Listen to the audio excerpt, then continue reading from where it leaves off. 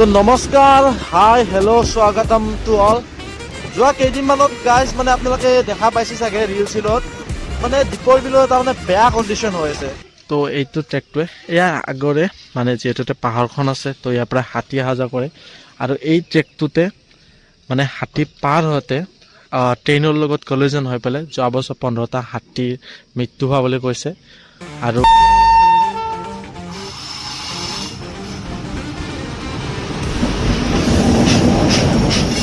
সেইটো বৰ্তমানৰ অৱস্থা, য'ত এইবিলাক গছবিলাক পুৰা কাটি পেলোৱা হৈছে। তো নমস্কাৰ, হাই, হেল্ল', স্বাগতম টু অল। তো গাইজ আজি বহুত দিনৰ পিছত এনে এটা জেগাত যাই আছোঁ, মানে সেইটো জেগাৰ কথা আপোনালোকে সকলোৱে জানে। সেইটো জেগা হৈছে গাইজ দীঘলী পুখুৰী আহি গৈছে মুখত, নহয় গাইজ, সেইটো হৈছে আমাৰ দীপৰ বিল।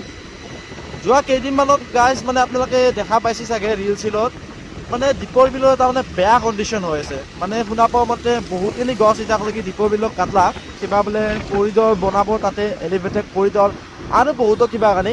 তো মানে কি হৈ আছে সেইটো জানিবৰ কাৰণে গাইছ আজি যাই আছোঁ আমি দীপৰ বিল। তো আহক গাইছ, বলক আজি দীপৰ বিলৰ পৰা অলপ ঘূৰি আহোঁ। এই গধূলি সময়ছোৱাত মজা এটা পৰিৱেশ আপোনালোকে চাব পাৰে। তো বলক দীপৰ বিলৰ পৰা এপাক ফুৰি আহোঁ। আৰু গাইজ অহাকালি মানে আমাৰ প্ৰধানমন্ত্ৰী নৰেন্দ্ৰ মোদী ডাঙৰীয়া আহি আছে, মানে আমাৰ যিহেতু মামাই এইবাৰ ছেকেণ্ড টাইমৰ কাৰণে CM হ'ল ন, তো মামাই কালি শপত গ্ৰহণ কৰিব খানাপাৰা। কথাটো হ'ল অহাকালি মানে যিহেতু মোদী ছাৰ আহি আছে, তো সকলোবিলাক মানে আপোনাৰ ডাঙৰ যান বাহন যিবিলাক ধৰক বাছ হওক, ট্ৰাক হওক, এইবিলাক মানে অহাকালি এই নেশ্যনেল হাইৱেটোত 27 নং নেশ্যনেল হাইৱেটোত বন্ধ কৰি দিছে। তো সেইকাৰণে যিবিলাকৰ ধৰক কালি কিবা বস্তু ডেলিভাৰী কৰিব লগা আছিল, তো সিহঁতে আজিও কৰিব আহিছে। তো সেইকাৰণে মানে অলপ মানে জাম হৈছে, কথাটো সেইটোৱে, বুজি পাইছে না, মানে জাম হৈছে। তো এই জামতো মাজে মাজে হ'লেও লাহে লাহে যাই আছোঁ ৰ'ব। আৰু অহাকালি যিহেতু মামায়ো আমাৰ ছেকেণ্ড টাৰ্মৰ কাৰণে মুখ্যমন্ত্ৰী হিচাপে শপত গ্ৰহণ কৰিব, তো মামাকো মোৰ ফালৰ পৰাই এটা সৰু সুৰাকৈ শুভেচ্ছা জ্ঞাপন কৰিলোঁ, যাতে মামাই আগন্তুক এই 5 বছৰতো অসমত ভাল ভাল কাম কৰি যাওক, তাৰে কামনা কৰিছোঁ। যাম চেচ দে যাম চাওক ন, মই ভালকৈ দেখাব পৰা নাই, কাৰণ মই এখন হাতেদি গাড়ীও চলাই আছোঁ, স্কুটিখন চলাই আছোঁ, এখন হাতেদি মোবাইলটো লৈ আছোঁ। হ'ল বুলি কিমান দেখোঁ মান না কি? মানে যিটো বুজা গৈছে অহাকালি মানে গাড়ী চালি মানে বন্ধ হ'ব, পূৰা বন্ধ হ'ব। সেইকাৰণে আজিয়ে মানে যিমান যাৰ যি কাম আছিল আজি সকলোৱে কৰিব ওলাইছে, গেছৰ গাড়ীৰ পৰাই মানুহৰ গাড়ীৰ পৰাই চবখিনি। ৰ'ব দাদা অলপ ৰ'ব। আৰু ট্ৰাকবিলাকতো আজি ধাৰ বৈছে, মানে এনা ধাৰ বৈছে, মানে মই তেতিয়াৰ পৰাই দেখা পাই আহিছোঁ আমাৰ লখৰা ব্ৰিজখনৰ পৰাই ধাৰ বৈছে মানে ট্ৰাকৰ। এই মল্লু দে নৰা আৰু বন্ধ কৰিলোঁ, এই নিদিয়ক। काली काली आँखों से पर्दे न डालो, हमें जिंदा रहने दो ऐ हुस्न वाली। काली काली आँखों से पर्दे न डालो, हमें जिंदा रहने दो ऐ हुस्न वाली। नाचे हो हमें हम सताए हुए हैं, बहुत से पहले से आए हुए हैं। ये कुंदन की रातें तूने जो ली, ये अंगड़ाइया जो तूने जो ली, जगा बाज को तुम सितम ओढ़ने वाली। माया माया मातृ माया, তুমি জানো সঁচানে মৰমৰে মায়া, মায়া ভৰা মৰম দিছকো দগালিয়ে। মায়া মায়া মাথো মায়া, তুমি জানো। অনুপক লগ পাই গ'লোঁ আৰু এতিয়া অনুপ আৰু মই আগবাঢ়িছোঁ দীপৰ বিল অভিমুখে। কেনেকুৱা কি পৰিস্থিতি হৈছে আমি একবাৰ গৈ চাই আহোঁ কেনেকুৱা অৱস্থাত। আৰু এটা বস্তু দেখাই দিওঁ আপোনালোক ৰ'ব। এইখন হৈছে আছাম ইঞ্জিনিয়াৰিং কলেজ।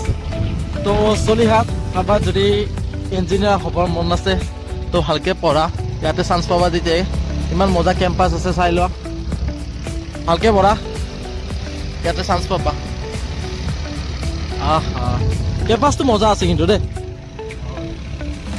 মানে গ্ৰীনাৰী আছে ন চোৱাচোন তো গাইজ বৰ্তমান আহি পালোঁ আমি দীপৰ বিল আৰু ইয়াৰ যিটো পৰিস্থিতি তো সেইটো কি বুলি ক'ম একদমেই বেয়া মানে পুৰা এইটো যিটো আমাৰ ৰোড আছে এই ৰোডটোৰ কাষত আগতে আপোনালোকে যদি আগতে আহি পাইছে পুৰা গছ গছনি আছিল মানে এইখিনি পুৰা ডাঙৰ গছৰে ভৰ্তি হৈ আছিল তো এইখিনি গছখিনি গোটাইখিনি কাটি পেলোৱা হৈছে তো ইয়াতে পাৰ্চনেলি মানুহবিলাকে কোৱা অনুসৰি বৰ্তমানলৈকে 400 জোপামান গছ কাটিছে আৰু ইয়াৰ গছ কটাৰ মূল আৰতে কাৰণটো কৈছে গাইজ মানে এইটো দেখিছেনে আপোনালোকে এইটো ইয়াতে নতুনকৈ কাম চলি আছে ইয়াৰ ওপৰে বোলে এটা এলিভেটেড এনেকৈ ওপৰে বোলে এটা এলিভেটেড কৰিডৰ বনাব যাৰ ওপৰে ট্ৰেইনবিলাক গৈ থাকিব ওপৰে গম পাইছেনে ইয়াৰ ওপৰে ট্ৰেইনবিলাক গৈ থাকিব আৰু তলেৰে হাতীবিলাক যাই থাকিব যিহেতু এইটো এটা হাতী ক্ৰচিং সেই হয় ৰোড হয় আৰু এই ৰোডটোত এইটো ট্ৰেক এই ট্ৰেকত এতিয়া আপোনালোকে ট্ৰেইন আহি আছে চাগে এতিয়া বন্ধ হৈছে এই ট্ৰেকটোত মানে যোৱা বছৰ নৰ্থ ইষ্ট ৰেলৱে ফ্ৰণ্টিয়াৰত দিয়া ডাটা অনুসৰি যোৱা বছৰ বোলে 15টা হাতী কলিজন হৈ পেলাই ট্ৰেইনৰ লগত মানে মৃত্যু হৈছে মানে তো সেইকাৰণে নৰ্থ ইষ্ট ফ্ৰণ্টিয়াৰ ৰেলৱে এইটো মানে সিদ্ধান্ত লৈছে যে ইয়াতে এটা এলিভেটেড কৰিডৰ বনাব যাতে এনেদৰে সংঘৰ্ষবিলাক নহয় এইটো গাইছে এইটোৱে ট্ৰেকটো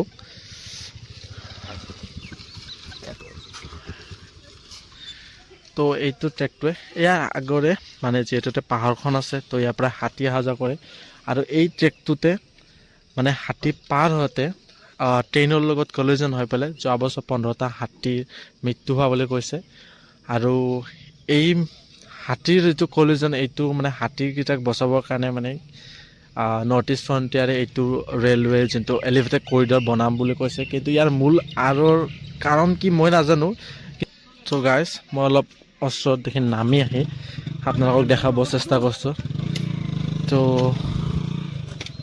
সেইটো বৰ্তমানৰ অৱস্থা য'ত এইবিলাক গছবিলাক পূৰা কাটি পেলোৱা হৈছে তো কি ক'ম মানে ডেভেলপমেণ্ট ভাল কথা কিন্তু ডেভেলপমেণ্ট মানে নেচাৰক ধ্বংস কৰি ডেভেলপমেণ্ট কৰাটো কিমান মানে যুক্তিসংগত কিন্তু মই সেইটো বুজি নাপাওঁ দেই মানে আমি নেচাৰ নহ'লে থাকিব নোৱাৰোঁ সকলোৱে জানো আৰু উইদাউট ডেভেলপমেণ্টটো মানে মানৱ জীৱন কঠিন কিন্তু প্ৰশ্নটো হ'ল মানে কিমান যুক্তিসংগত যে আমি ইমান কেইজোপা গছ একেলগে কাটি পেলাই আমি এই এলিভেটেড কৰিডৰটো বনাব গৈ আছোঁ চ' ডেভেলপমেণ্ট সকলোৱে ভাল পায় সকলোৱে এই যেতিয়া ধৰক কৰিডৰটো হ'ব বিন্দাছ সকলোৱে ট্ৰেইনৰ ওপৰত দি এনেকৈ ট্ৰেইন গ'লে সকলোৱে ওপৰত দি যাব তেতিয়া কোনেও এই যিটো আজিৰ অৱস্থা হৈছে গছ কেইজোপা কটাতে আজি সকলোৱে আমি দুখ কৰিছোঁ আপোনালোকে ঘৰত মোবাইলত চাই দুখ কৰিছে বা ময়ো ৰিলছত চাই দুখ কৰিছোঁ আৰু আজি ওলাই আহিছোঁ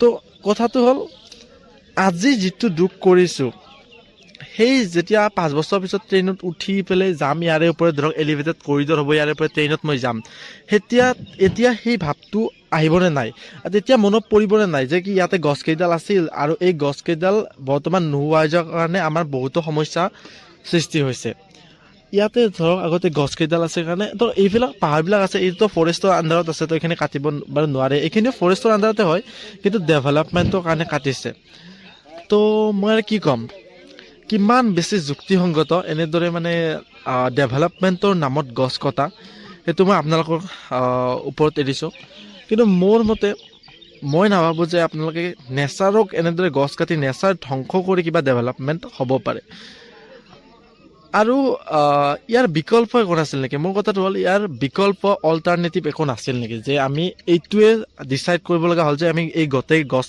400-500 জোপা গছ কাটি দিম কাটি দি পেলাই ইয়াতে এটা এলিভেটেড কৰিডৰ বনাম মানে বিকল্প নাছিল নেকি তো সেইটো এটা প্ৰশ্ন উঠে নৰ্থ ইষ্ট ৰেলৱে ফ্ৰণ্টিয়াৰৰ ওপৰত কথা সেইটোৱে ঘূৰি পাকি যে গছ কাটাৰ আঁৰৰ মূল কাৰণটো কি আৰু কাৰণটো দিছে এইটো কৰিডৰটো যিটোৰ মূল উদ্দেশ্য হৈছে যিটো আমাৰ হাতীৰ কলিজন হয় ট্ৰেইনৰ লগত সেইটো বচাবৰ কাৰণে এইটো ট্ৰেইন লাইনটো বৰ্তমান আপোনালোকে দেখিছে মই দেখাই থৈ আহিছোঁ সেইটো ট্ৰেইন আহি আছে সেই যিটো হাতীৰ কলিজন সেইটো ৰক্ষাৰ কাৰণে এইটো বনোৱা হোৱা বুলি কৈছে।